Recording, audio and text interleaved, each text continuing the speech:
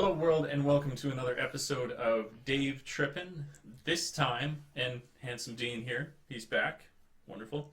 We're going to do a talk about lesson plans because that's come up in the comment sections a couple times, actually. And now that we're fully into it and Dean's had some more time with it, we feel better equipped to discuss the topic. But I want to draw your attention first to this beautiful new poster behind us. It's cool. I'm a bit of a historical fiction buff, and I studied Japanese history before I came. And this poster is a result of my awesome Japanese teacher who was over today, gave me a lesson, and she brought this, and it's a poster of this tomb in a prefecture called Tochigi, and the place is called Nikko. And this is really cool for any fans out there of historical fiction who've read the book Shogun by James Clavell. He's also done King Rat. Okay, yeah. Something else like it. King Rat's really cool. It's about prisoners of war in Japanese, Japanese prisoners of war, Americans in a Japanese prisoner of war camp. About this guy kind of like he is the King Rat. Anyways, I digress. So Nikko is the place. It's Tokugawa Ieyasu's tomb. And this right here is the tomb, and it was built, I believe, in the 17th century. So this is old. This isn't, your old fire hall, in your local town or whatever. It's a real piece of art. And I thought that was really cool. And another example of the Japanese teacher's kindness. She's always bringing over weird little gifts like that. So now Dean and I finally have a little piece of art in the back. We'll just do this. Close of it. Yeah. That's nice. Very beautiful. Very beautiful. And a good opportunity to recommend that book, Shogun, that James Clavell wrote. It is one of the best pieces of historical fiction. I mean, you're reading a fictional story, but at the same time, there's a lot that's historically accurate about the culture at that time. So you should check it out. But that's enough of that. I just spent 2 minutes on Nikko and Tokugawa Ieyasu. So we're going to talk about lesson plans and what makes a good one. What are some of the things that you might struggle with, things to be aware of, depending on the different schools that you're at. And since I've talked, let's hand it over to Dean. So you get some initial impressions from Dean from what has challenged you, what's worked for you. Okay, what has challenged me? What's challenged me is sometimes not having the kind of the full 1-1, the full SLP, just the full bit of what's going on. You're kind of given a skeleton ship. Yeah, exactly. That's probably a really good way to put it. You were given a skeleton ship, and I was told to do a particular piece of grammar. I did that grammar. Took a quite difficult class. This is another thing that you're going to get as well. That you'll get some classes that are angels or super genki. You'll get naturally just like anywhere else.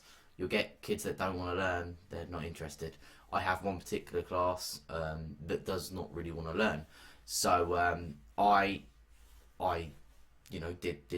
created a plan. I led the whole lesson. I did what I thought was correct, and the kids showed no kind of willingness to do it, so that made it quite difficult. And if the kids aren't gonna kind of go ahead and do it, your time begins to suddenly rapidly get slower and slower and slower. Yes. So that's something you need to kind of take into account as well as your time. And I was just told kind of after the lesson, listen, the kids didn't really get it. And you taught something, that one of my worksheets that I used taught was using experiences in relation to the grammar. And I was told that, we haven't done experiences in relation to the grammar. That was the first time I was told that 10 minutes after the lesson had ended, so that was a little bit kind of maybe half my fault, half their fault, where I maybe should have really pushed to show the teacher the plan. We can take it right away. There is that the key thing coming out of this right away is communication, and that the onus you would think would be on them because they have a style in which they like to run their school, but when communication is the ultimate thing you're teaching, when communication is kind of the barrier here, to realize that you really need to grip that bull by the horns, and if you are in doubt of anything, to try and let them know, and just really, as much as they might resist too, because especially for Dean, who is just beginning at the schools, where you don't have a rapport yet, you want to really dig at them, Yeah. not in a way that annoys, of course, but in a way that makes very clear to you what it is that they want you to do. Because if they tell you you're going to do this part of the book, do they want you to do a review of that part of the book, or do they want you to do the first time the students are going to take a look at it? You know, are you introducing it? Are you reviewing it? So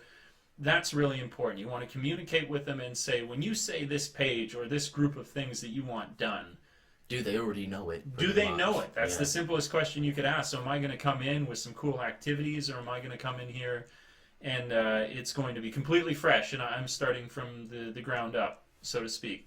So that's really important. You can see how it extends to other details, like what exactly you will teach, but underlying all of this is communication. And I think, like, even though Dean has had issues with it, you'll improve, you know, as you get your relationships developed with the schools. But it never goes away. No. This need to make sure that you're on top of your communication. So that's probably not surprisingly one of the most fundamental things that you can do. And that's not even discussing how you craft your plans. No. Right? That's a totally different experience. Yes. So maybe we should let's then talk about, now that we've talked about kind of that base, how does Dean go about crafting a lesson plan? How does Dean go about crafting plans? Well, I was like, say, I'm really lucky that I have got a semi-basis of being able to create my own plans, because I had to do that in England. So Yes. that's okay.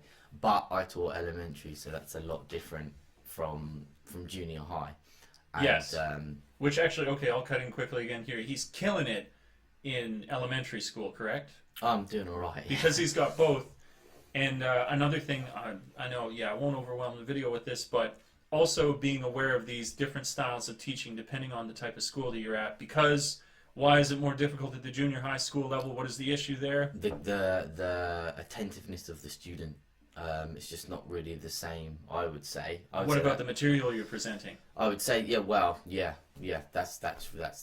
that's the thing. See that? I can't even speak. Yeah. No, the material that you're presenting, obviously, at the Shogakkos is they're learning the basics. So you can do 1,000,001 games with the basics. You know, the alphabets, fruits, shapes. That's great. You know, colors. You can do anything with that. But the junior high school, they're learning, in some cases, very advanced grammar. Yeah. And you know, this guy sitting next to me, he's a writer. You know, and even he's like, well, I don't know that tense. I don't know that tense. I don't. And they're you know, teaching it. Yeah. I don't come from a writing background. I mean, one thing I got told before I would come out here was that someone said, "You will end up learning so much more about your own language." It's true. And you know, I've had to brush up because I don't know what, you know, present perfect verbs, or how to do a correct perfect tense, or, you know, it's quite, because we just use it. We use it naturally. We don't know the exact thing that we're using. So, and some of the stuff, and the particular stuff that we're both teaching at the moment, is very bland. And so it's very hard to kind of, it's really kind of dense. So there's so much grammar. It's just so much time needs to be spent, whether you're presenting it or even doing new stuff. You really need to be drilling the grammar, and you can, but it's tough to make grammar really interesting. That's the thing. And if they don't understand their grammar, in some cases you can actually get away with them only maybe just understanding the grammar, because they can still answer, they can still do an activity and a game. Yeah. But in this particular module that we're teaching at the moment, they have to understand the grammar to be able to do any of the activities. Yeah. So it's just a non-starter, you know, and that's where your JTE comes in. If they're not doing it, you know, if they're not teaching it correctly, or they're not teaching it to the best of their, or enough, you're really going to struggle.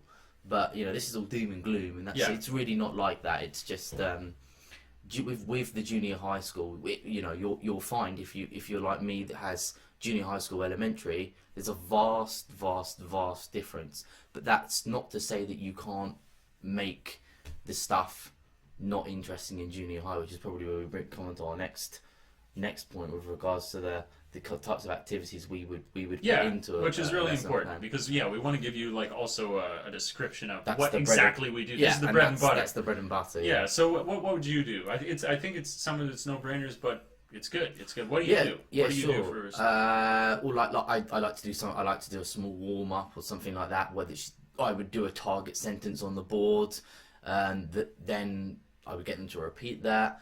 Then we do a kind of our fallback, isn't it? Like the crisscross game. Very, very popular game. That's a very in popular Japan. game, massively popular in Japan. And you can use it for any grammatical Yeah. form, so it's Well, really anything, useful. yeah, you can use it for anything really, and that's pretty good. We won't go into detail, because I think you'll take up about a 50-minute video if we go into intense Just detail. talking about the crisscross. Yeah, you it's don't need just that. it's just the crisscross.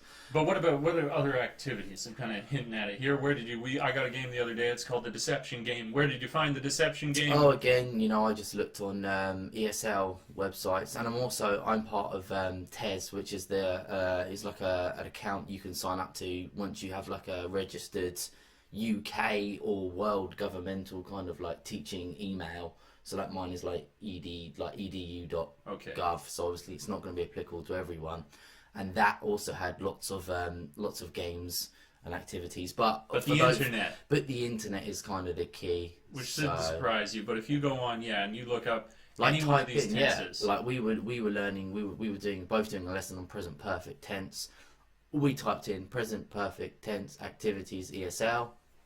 You come up with 1,000,001 things. It's not always reliable. It's not always pertinent to what you're teaching. So you have to be quite careful. But that's where the communication comes in. You need to double check. Yeah. Is this okay for what I'm teaching? So and adapt it, right? Like you could find a good thing that you're like, oh, this really makes a great deal of sense, but it doesn't quite fit, and then you just adapt it. But it shouldn't. You'd think it's a no-brainer, but maybe you've not gone there immediately. Use the internet, use it well, and be aware that it's a massive resource for you.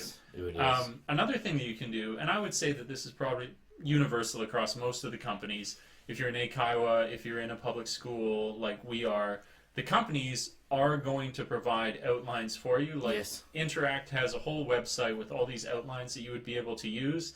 But again, coming back to communication, Dean had gone in one instance and used one of the outlines that they provide, but because the school hadn't said to him clearly they'd already done that lesson and that more of his style of lessons are going to be review, he quickly found that he had to really cherry pick what it was he was taking.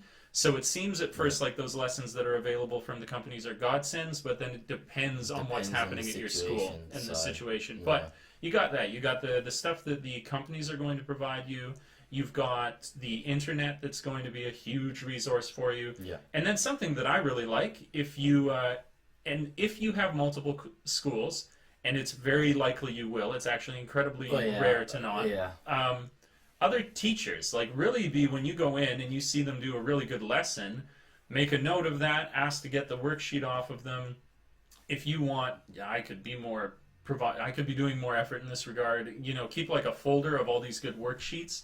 And the teacher's lessons are another great resource for you, where especially say you were like following 1 week behind at one school, and this other school though is just like leading the charge with these great lessons. Anything that teacher uses, you could then transplant over to your other school. So that ends up being a really good resource as well. So those are good resources for it. Those are some of the struggles. Mainly, it's just finding out what the school wants, and that's kind of like this transitional. It's no matter what kind of happens, it's always going to be a trial and error. You have to go through trial and error to 100% find out what the school wants. Yeah. I had to do that Interact lesson where, let's not beat around the bush. I taught it wrong. To kind of finally understand what they wanted me to do. Yeah. And that's when they came to me afterwards after I'd kind of, messed up. So, yeah. Yeah, and don't lose your head at them. Like Dean's been really good about it too. And there's just all these jitters, it's like that old phrase, like, they're more afraid of you than you are of them, right? So when you come into the school, they're a little bit freaked out with this new teacher.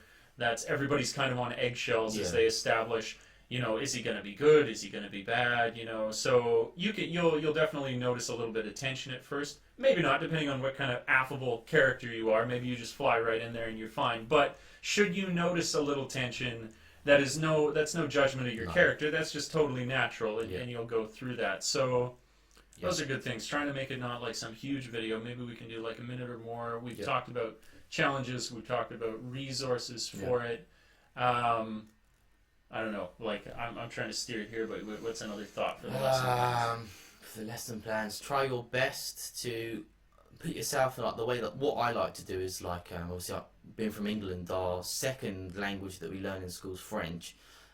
So it's pretty much I the didn't know same. that. Oh really? Okay. It's pretty much the same out here, where obviously they have to take this. We had to take French in school, and I don't ever remember being a bad student, but I don't ever remember particularly being that engrossed in my French lessons. It was just an hour for me to just not really listen and yada yada yada. So you can't get angry at these kids because a lot of the time you are that French teacher. You know, why would they want to learn English? Definitely. You know, it's up to you to have to, put yourself in summon your inner child, shall we say. And when you're producing these worksheets, would you think, oh, actually, if I was a 14, 15-year-old kid, would I find that interesting? If the answer is no, then you could, try and go back and rework it. So, I would say something like that, summon the inner child and remember that you will get, like, sometimes, like, I've got one class that's got, like, 38 kids in it. Mm-hmm. It's like a really big class, and I would say maybe 6 of the kids are genuinely really talented and really, really want to kind of learn. The rest, they don't want to. Take it or leave it. Take it or leave it. They don't really want to. They're not bothered. So it's up to you as a teacher to motivate them. And with this in mind, actually, I came up with a final good point I think will be really good. Yep. Generally speaking, or how will I say this? You're going to have all these different levels of class. Like we talked about at the very beginning, Dean said you're going to get that class that's really genky, and then you're going to get this class that is just sleeping the whole time. They couldn't give a rat's ass what's going on. With that in mind, where it's more usually you're predominantly in a class where they're less interested than more interested, when you're making any sort of lesson plan, assume easier is better. Yeah. That's almost like a part of that is adjusting it for the classes. Another part of that is realizing that you make a lot of mistakes to begin with, and that as a native speaker, you'll throw in the odd extra word into a sentence or an explanation, and that extra word is the difference between them understanding and not. Well, I've even been known to, when I first did it, this is when I was working at the Ikaiwa, I was using colloquial English. So I was using phrases that I would use back home in London. Of course the kids aren't going to understand that. Yes. And it's just because it's just what we're used to. Yeah. So yeah. So yeah, easier is usually better. And then you'll discover the class where you're like, man, I can't give these kids enough of a challenge, and then you ramp it up, you use more words and stuff. But I'll do a review of a lesson plan afterwards and almost root out what those extraneous words where you're like, I'm just using that to casually speak, but that is going to confuse them. Yeah. So that's a good note to end it on. All right, usual deal. Dean and I welcome all kinds of questions about teaching in Japan, and the best way to get a hold of us, the most immediate, is just to comment down below. If not, all our information's down below. You can get a hold of me through email if it's, something you want to write more long-winded or whatever. Get a hold of me through email, and then we'll do our best job to answer it as well. Do you have anything else you want to add aside from contacting questions? Seems like you've, like you say, if you have any questions for me, just contact that guy, and we will produce some dialogue, and all good. Okay, cool. All right, thanks for tripping with Dave and Handsome Dean. Until next time, ciao for now. Peace. Take it easy.